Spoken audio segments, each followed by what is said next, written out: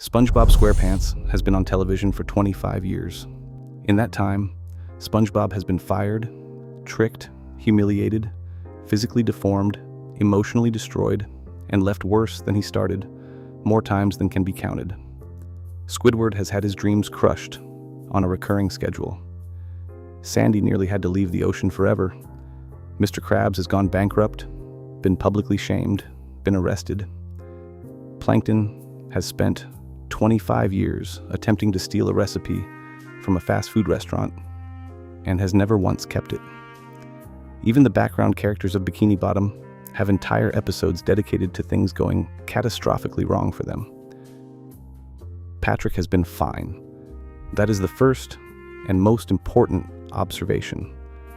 The character everyone writes off as the idiot, the joke, the one who does not understand what is happening, that character is the only one who has been fine across the entire run of the show.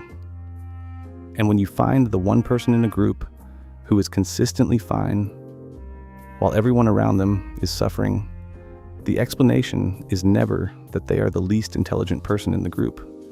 It is that they have figured something out that nobody else has. The surface explanation is that Patrick is just protected by his role. He is the comic relief, the lovable idiot, the character who gets a pass because the show decided he gets a pass. But that explanation does not actually account for anything. It just pushes the question back one step. Why did the show decide to protect Patrick specifically? What is it about this character that makes the story consistently route consequences away from him and toward everyone else? The answer to that question is the theory. Start with his name, Patrick Star, not an ordinary last name. It is the name of the animal he is, a starfish. And a starfish is the only animal in the ocean that cannot be permanently damaged. You can cut a starfish in half, and both halves will regenerate into complete, functional animals. A severed arm will grow an entire new body. The more you damage a starfish, the more of it you produce. The animal was built, at the biological level, for indestructibility. Patrick is named Star because the name is a statement about what Patrick is.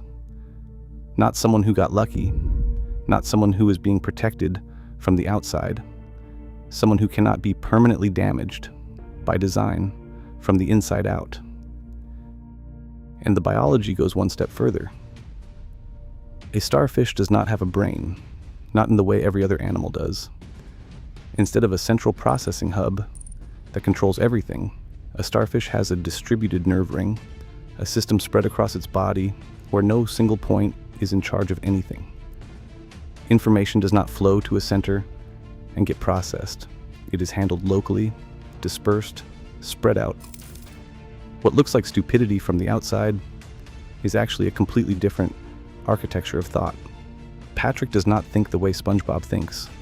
He processes differently because he is built differently.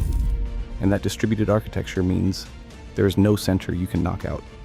There is no single point of failure. You cannot get to Patrick's mind the way you can get to anyone else's, because Patrick's mind does not work like anyone else's. Now go to the season 4 episode, Patrick SmartPants. Patrick finds brain coral growing on his head and temporarily becomes intelligent. Smart Patrick is articulate, analytical, perceptive. He reads social dynamics. He articulates philosophical positions. He understands the deeper mechanics of his relationships with precision and clarity. And here's what Smart Patrick discovers when he gets there. He understands exactly why his friendship with SpongeBob works, what is irreplaceable about it, and what it means. When the brain coral falls off and Patrick reverts to his normal self, he has not lost anything essential. He was already holding the thing Smart Patrick figured out. He just holds it differently. Regular Patrick and Smart Patrick arrive at the same conclusions about what matters in his life. The intelligence was never the missing piece. It was always optional. That episode is the show accidentally saying something it never meant to say. Patrick does not lack intelligence. He has arrived through a completely different processing system at the same truths that intelligence produces. He does not need a brain to know what matters. He knows what matters the way a starfish knows how to survive, not through reasoning but through architecture. In the season 7 episode, Yours, Mine, and Mine, Patrick and SpongeBob receive a toy from a kid's meal that SpongeBob paid for. Patrick refuses to share. SpongeBob argues the point with complete moral clarity. He has the financial argument, the fairness argument, the history of who paid for what. Patrick does not engage with any of it. He simply does not operate in the same framework SpongeBob is arguing from. He does not debate it, does not counter it, does not acknowledge that there is a debate. And at the end of the episode, Patrick sells SpongeBob's own action figure back to SpongeBob for money to buy more toys and delivers the line, "Sharing is caring," without a hint of irony. He wins the argument without ever entering it. He plays a completely different game than the one SpongeBob thinks they are playing, and he wins it without effort. This is the pattern underneath everything. Every character in Bikini Bottom is playing the same game, the social game, the status game, the game of getting what you want through work, charm, manipulation, or force. Squidward plays the status game and loses. Plankton plays the power game and loses. Mr. Krabs plays the money game and occasionally wins catastrophically and occasionally loses catastrophically. SpongeBob plays the acceptance game, and his wins are always temporary. Patrick is not playing any of those games. He is operating under a completely different set of rules with a different winning condition. And because he is the only player in his game, he wins every time. In the season 6 episode The Card, Patrick says, "You cannot always expect my usual brand of stupidity. I like to mix it up, keep you on your toes." This is the only moment in the show's run where a character directly describes managing their own behavior as a curated performance. Brands are maintained deliberately. Variation is a strategy. Patrick is acknowledging, in plain language, that his stupidity is something he controls rather than something he is. He says it casually, without drama, in the middle of an episode about Patrick choosing to misuse something SpongeBob values, and SpongeBob forgives it. As he always does. As he always will. The forgiveness loop is the engine that runs everything. Patrick causes damage. SpongeBob forgives. Patrick's access to the friendship never closes. Plankton spent 25 years trying to breach SpongeBob's defenses from outside. Patrick was inside on day 1 and has never been asked to leave.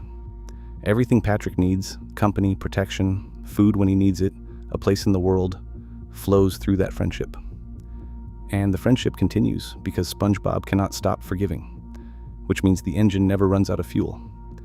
Patrick does not have to do anything to maintain the most important relationship in his life. It maintains itself. That is not stupidity. That is the most efficient arrangement available in Bikini Bottom. Here is the unified theory.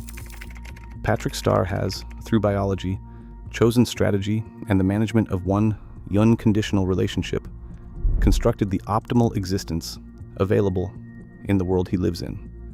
No goals, because goals are what produces failure. And 25 years of Plankton proves it. No pride, because pride is the mechanism Squidward uses to destroy himself. No money, because money creates accountability and obligation. No job, because jobs create evaluation and consequence. No vulnerability to the feedback loops that punish everyone else. Biologically indestructible, architecturally immune to central failure, protected by the one friendship the entire show is built around, and aware, based on everything the evidence suggests, that the story will provide what he needs at exactly the moment he needs it. Everyone else in Bikini Bottom is reaching for something. Squidward wants recognition, Sandy wants discovery, Mr. Krabs wants money, Plankton wants power. SpongeBob wants to be loved and needed and good at everything he does. Patrick wants nothing. And wanting nothing, in a universe where wanting things is what gets you hurt, is the only position that cannot be taken from you. Patrick Star is not the character who understands the least about the world he is in. He is the character who understood it first, completely, and then decided what to do with that understanding. The stupidity is not a starting condition.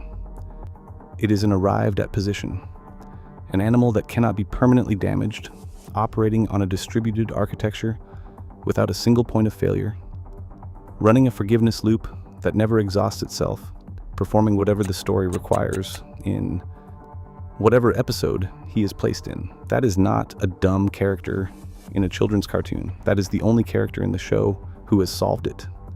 SpongeBob is the protagonist. But Patrick is the one who figured out what the show is actually about.